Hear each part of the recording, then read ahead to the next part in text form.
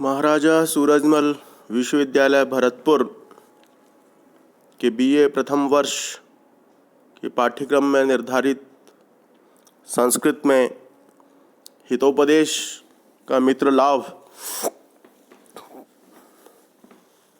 निर्धारित है। आज उसी को पढ़ेंगे। किसी भी पुस्तक का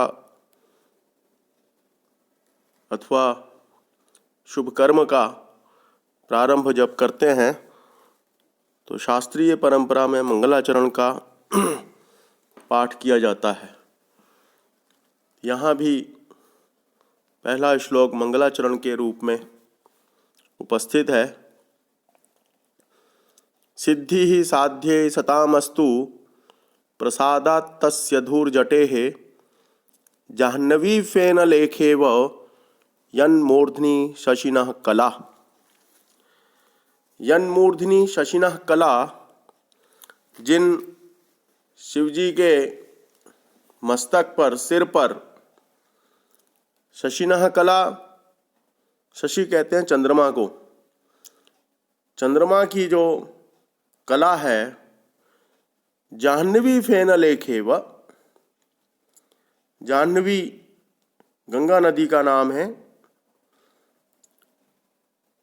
जाह्नवी गंगा नदी के लहरों से उत्पन्न जो फेन है, झाग हैं, उन झागों की जो धवलता है, स्वच्छता है, शुभ्रता है, जो उसका सफेदीपन है, उसकी रेखा के समान, जिनके मस्तक पर वह चंद्रमा की कला रेखा के समान स्वच्छता और धवलता, शुभ्रता के साथ विराजमान है, तस्य धूर्जटेः, उस धूर्जटेः शिवजी की, उन शंकर जी की प्रसादात, प्रसन्नता से, अनुग्रह से, कृपा से, अनुकंपा से, सताम, सज्जनों के, साध्य जो उनको अभिलषित कार्य हैं, काम्य कर्म हैं, जिनको साधना अभिशेष है, चाहते हैं, साधना चाहते हैं, सिद्धि ही अस्तु, ऐसे अभिलषित काम्य सभी कर्मों में उनकी सफलता सुनिश्चित हो, ये इस मंगलाचरण का अभिप्राय है। जिन भगवान शंकर जी के मस्तक अर्थात ललाट पर चंद्रमा की कला गंगा जी के फेन की रेखा के समान शोभायमान होती है, उन शंकर जी के अनुग्रह से सज्जनों के अभिलषित कार्य में सिद्धि अर्थात सफलता प्राप्त हो। भगवती गंगा की फेन लेखा के समान जिनके ललाट पर चंद्रकला शोभा पाती है, उन भगवान शिव की कृपा से सज्जनों के मनोवांछित कार्य सिद्ध हों। तात्पर्य यह है कि जो सज्जन सदाचारी तथा सद्व्यवहार करने वाले होते हैं, ऐसे ही लोगों पर भगवान शिव की कृपा दृष्टि होती है, जिससे उन्हें अपने कार्यों में सफलता प्राप्त होती है। वस्तुतः यह मंगलाचरण का श्लोक है। कवि ने इसके द्वारा भगवान शिव की स्तुति कर अपने इस ग्रंथ की निर्विघ्न समाप्ति की कामना की है तथा सज्जनों की कार्य सिद्धि के लिए भी यह मंगल कामना है। अगला श्लोक पढ़ते हैं, जिसमें ग्रंथ की उपादेयता को प्रदर्शित किया गया है। श्रुतो हितोपदेशोऽयं पाटवं संस्कृतोक्तिषु वाचां सर्वत्र वैचित्र्यं नीति विद्यां ददाति च। ये जो श्रुतः अयम हितोपदेशः,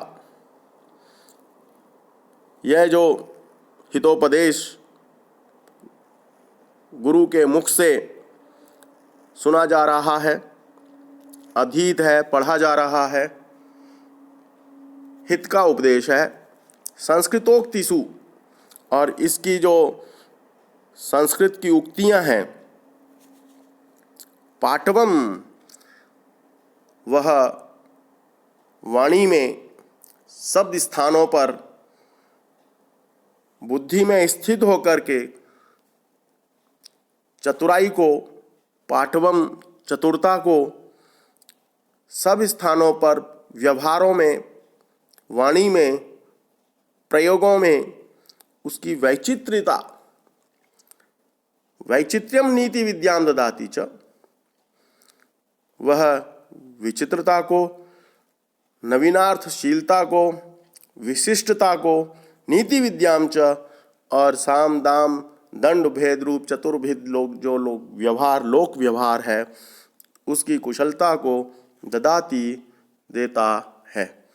अर्थात इस ग्रंथ की उपयोगिता को बताते हुए यह जो हित का उपदेश है और इसमें जो संस्कृत की उक्तियां हैं वह पढ़ने योग्य हैं, वह गुरुमुख से सुनने योग्य हैं, और इनका लाभ यह है कि वह व्यवहार में, वाणी में, सब स्थानों पर वाणी की विचित्रता को, व्यवहार की उदारता को और नीति विद्या को प्रदान करने वाली है। इसलिए यह बहुत उपयोगी है सभी पढ़ने वाले लोगों के लिए, पढ़ाने वाले लोगों के लिए भी ये बहुत उपयोगी है। यही इसका मूल अभिप्राय है। अगला श्लोक पढ़ेंगे। अजरामरवत् प्राज्ञो विद्यामर्थं च चिन्तयेत्, गृहीत इव केशेषु मृत्युना धर्ममाचरेत्। प्राज्ञ, बुद्धिमान व्यक्ति, अजरामरवत् विद्याम अर्थम च चिन्तयेत्, दो बातों का इस जीवन में अजर और अमर होकर के चिंतन करे, विद्या की प्राप्ति करे, धन का अर्जन करे। अजर का अर्थ है कभी वृद्ध नहीं होऊंगा, और अमर का अर्थ है कि कभी मरूंगा नहीं। इसके समान अर्थात कभी मैं बूढ़ा नहीं होऊंगा, अर्थात बूढ़ा होने पर भी विद्या का और धन का अर्जन करने में कभी भी संतोष न करे, कभी भी संतुष्ट ना हो, कभी भी शिथिलता ना बरते। और कैसे व्यवहार करे? तब तक व्यवहार करे गृहीत इव केशेषु मृत्युना धर्ममाचरेत्, और धर्म का आचरण कैसे? जैसे मृत्यु ने पीछे से केशों को पकड़ा हुआ है, ऐसे धर्म का आचरण करे।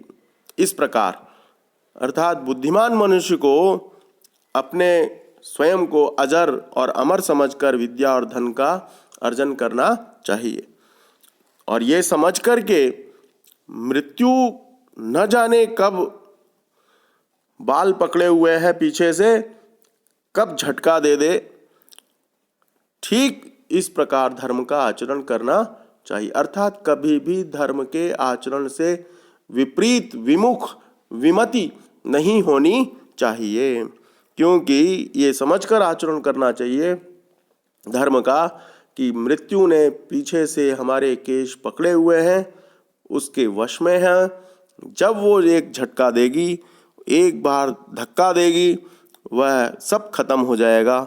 इस तरह से धर्म का आचरण करना चाहिए। इस श्लोक का में विद्या की प्रशंसा की गई है।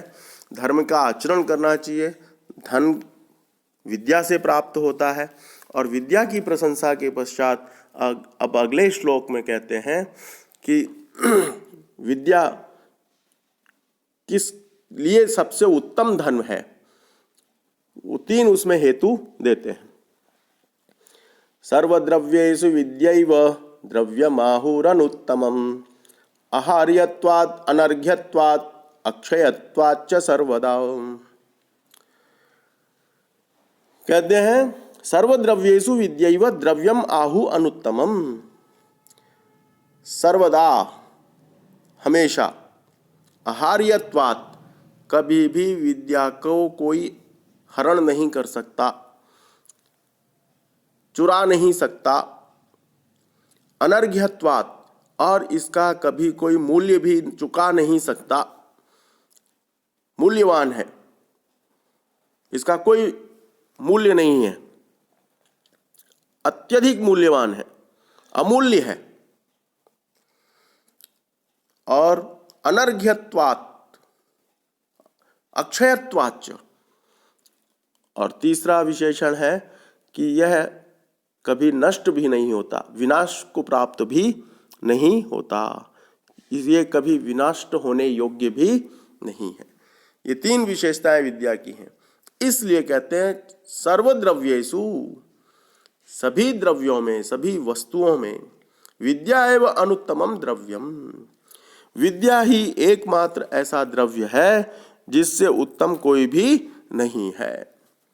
इसलिए सर्वद्रव्येषु विद्यैव, सभी द्रव्यों में विद्या ही ऐसा उत्तम सुख देने वाला उत्तम पदार्थ है, उत्तम द्रव्य है, क्योंकि इसको कोई चुरा नहीं सकता, इसको कोई नष्ट नहीं कर सकता, और सबसे बड़ी विशेषता है कि अमूल्य है, और जैसे जैसे इसका व्यय करते हैं वैसे वैसे ये और अधिक बढ़ती जाती है। ये विद्या की अत्यधिक महत्ता है। आज के लिए इतना ही प्रयोग करेंगे।